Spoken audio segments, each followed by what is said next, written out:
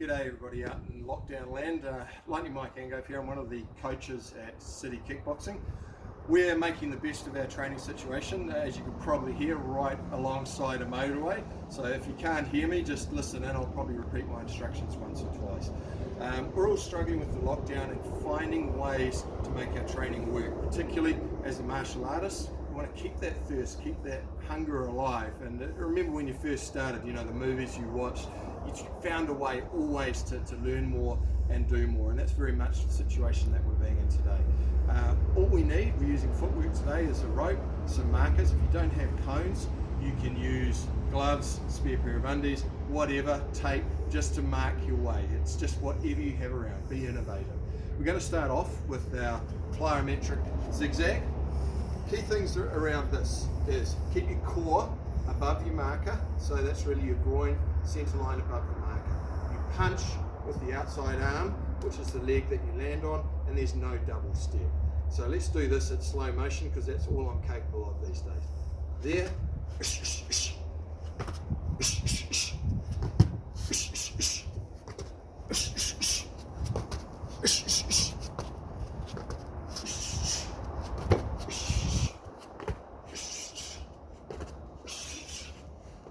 Alright, and just remember your protocols, and we'll talk about this later, but your protocols can be up to a minute. 3 minutes is probably a little bit long, but you might want to be doing it in sprint mode, which is 15 seconds as a 130 or a 2-minute break.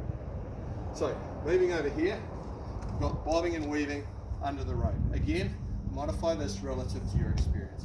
Make sure it's low enough so you're getting a good squat. The movement is a U or a V under the rope. Try if you can not to touch it. So, moving under, moving under. You may see my step as I move to create room to punch.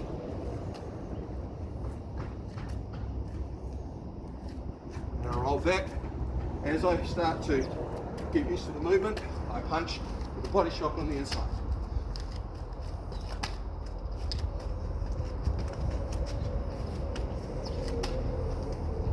And again, you keep your timing protocols for that. It's a bit hard when you get a little bit old, but hopefully I'll be a bit healthier after this lockdown. So where we're going to next is to work on our lateral movement. Again, I've marked out these are indications or guides. Remember, when you're moving one way or other along the cage or along the ring, keep your hand up the direction you're moving. You don't want to walk into a shin kick or a right hand. So let's get underway. So shuffle, change angle, shake and bake, change angle, change, shake and bake. So change angle, shake and bake, move. Change, move, change. And you can keep doing that. You can do it in a repetitious pattern. Once you get the rhythm of it, then you can start to add in your own variations or your own feints with what you're doing. But remember, stick to those basics initially. Keep this hand up. All right. So, catching the breath and then dragging the old bones over here. Basically, I've taped out a cross on the ground. You can do that again on concrete. I'm sure you can find some corners or some chalk or whatever. So we start off here. Again, I'm staying in my southpaw stance. You throw your combination and then you change angle 90 degrees. So 2-3, my right hook.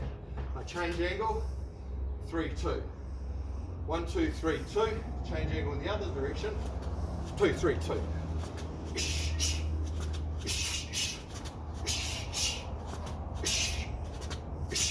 The key, making sure your feet are in separate quadrants on the cross, making sure you're punching off the outside or loading leg as you change angle.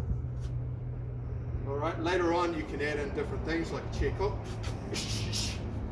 outside arm, or a conventional 90-degree angle change.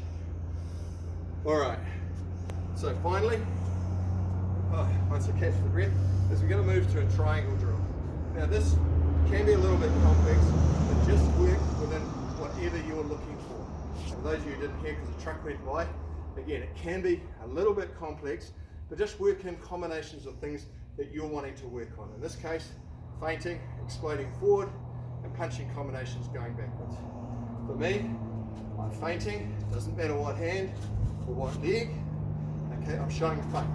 Then I'm exploding off that, 1, 1, 2, and I'm changing angle. In this case, using a right hook, 2, 3, 2, 1, 1, 2, going back, shuffle, 3, 2, shuffling back around in the middle.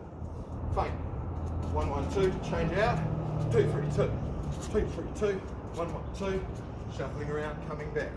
Doesn't matter what I do.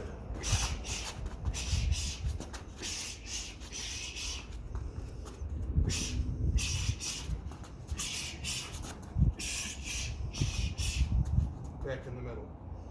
And again, doesn't matter what combinations you choose, just as long as you are working on something that works for you and your body type.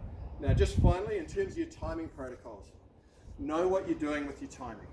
So if you want to go for each of these for one minute round and do that for 3 minutes or 5 minutes in MMA or a professional round, go for it. If you want to do something that's more about explosive work, you might want to add some weight, change it down to 15-second bursts with 1.5 minutes to 2 minute breaks in between, so full recovery. Anyway, good luck with that, and we'll catch you tomorrow with something else. Cheers.